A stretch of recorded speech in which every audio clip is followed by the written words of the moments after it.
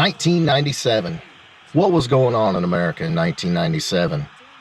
Bill Clinton was kicking off his second term as president.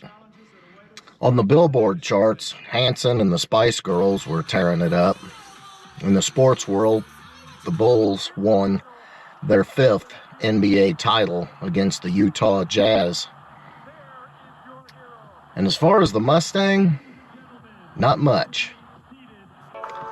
1997 was pretty much a carryover for 1996. The Mustang went through a complete redesign in 1994, and as far as appearance, hadn't changed a whole lot. The year prior, in 1996, Ford switched over from the pushrod 302 to the overhead cam 4.6-liter V8. Back in those days, we didn't enjoy the horsepower that we've got now. Other than the 96 and 97 Cobra, performance just wasn't really there for those years. Although the cars did run good, handle well, and had nice interior, in the go department, it was kind of lackluster. This specific car is actually pretty rare. Being in 1997, there wasn't anything specifically awe-inspiring about it, but it was a rare 248A package, which essentially cut all of the options, which is somewhat reminder of the GTS Mustang options that Ford had in 1995, which were a stripper version that cut weight and cut cost as well, hoping to regain some of the spirit of the LX Mustang from years past. What makes this car especially unique, being such a base package, was it came with the V6 or base model Mustang style seats, crank windows, no power locks, not even fog lights or a trunk popper. This was as basic as it came, with the only notable options to speak of being cruise control and air conditioning. The other thing that's really neat about this car is it's a certified one-owner vehicle, for one, and for two, it's completely stock. No air intakes, no weld-in mufflers, no lowering springs, absolutely no performance modifications whatsoever. We did go ahead and throw on a set of 96 Cobra wheels just to spice it up a little bit, but other than that, right down to the 12-inch long shifter, it's a complete virgin. As stated earlier, the 1997 model year was essentially a carryover. Ford wasn't doing a whole heck of a lot in anticipation of a full redesign in 1999.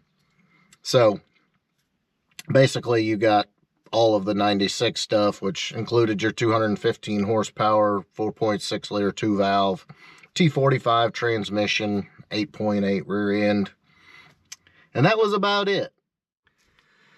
The unfortunate demise of the SN95 era from 1994 to 1998 is no real power, no real upgrades in performance. Everybody back in 1995 was super excited for the new 4.6-liter single overhead cam V8 in anticipation of a healthy power bump from 215 horsepower, and unfortunately that never really materialized. So unfortunately there wasn't much to get excited about, although the chassis was much better than the 87 and 93 Fox era platform. The interior was a lot more comfortable. Overall ride quality was better. But as far as performance, there wasn't much to make people want to whip out their wallets. And while the SN95 does have super sleek lines and looks really good, slammed down on a nice set of wheels and a big hood, unfortunately, the smooth lines also didn't give it a whole lot of attitude, which came later in 1999 with the new Edge design. So, unfortunately, not a huge market.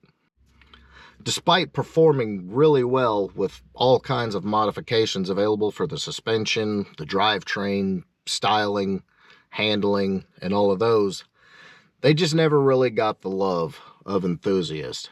The enthusiasts preferred the Fox bodies or the 99 to 04 cars, which unfortunately kind of left the 4 to 98 cars somewhat out to pasture. So there it is, one super unique, somewhat rare, and unfortunately pretty well unloved in the Mustang community. 1997, one owner, Mustang GT, pretty much option delete. Still a cool car that responds well to all kinds of modifications and can eventually give you the performance you're looking for if you're willing to put in the time and money. I hope you enjoyed this video. Kind of a walk down memory lane and just a little bit of love for that Mustang that unfortunately doesn't get much love. All right, boys, so we got the car in the shop and we want to get this thing in the air so you can check out underneath it. But we did have our good buddy Bronson hit this thing with a little detail. And again, this is original paint. Now, obviously, it's, you know, it's not perfect. It's got a few spots, but just a little minor paint correction. Absolutely amazing. Like, stand back and look at this thing under the lights. Looks incredible. And then had the windows retinted. There were some bubbling on this glass and this glass, so it's got fresh window tint. Interior all detailed out. The only issue is it had a little spot right there, which is common. But other than that, I mean, this thing is absolutely immaculate, like you've seen. Just amazing. And it still trips me out seeing this thing completely blank. I mean, it's like 95 Cobra R looking stuff. But even the roof, which had a little fading, good to go. Pretty freaking impressive. But we're going to get this thing on the lift and show you just how freaking stock this car is.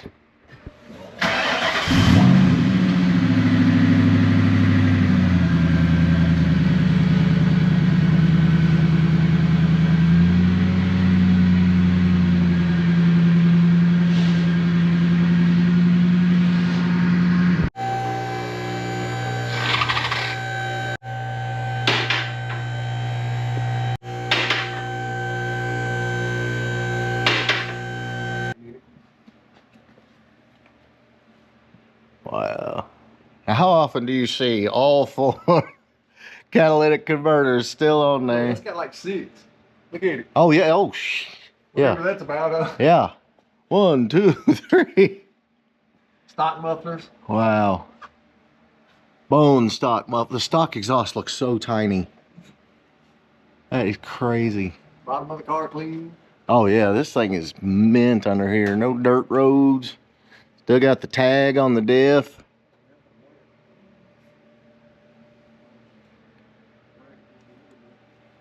This is wild. Only one little jack spot, which, hell, that'll been right back out. Look, it's still got the dust cover. Everybody usually chunks those. Alright, let's get around the front here. Very minor, if any, seepage. Yeah, I mean, that's just overspray, really. Man, this is crazy.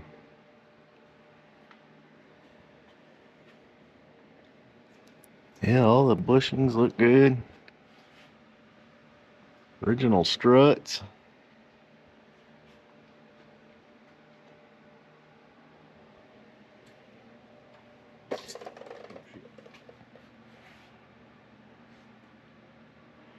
T45.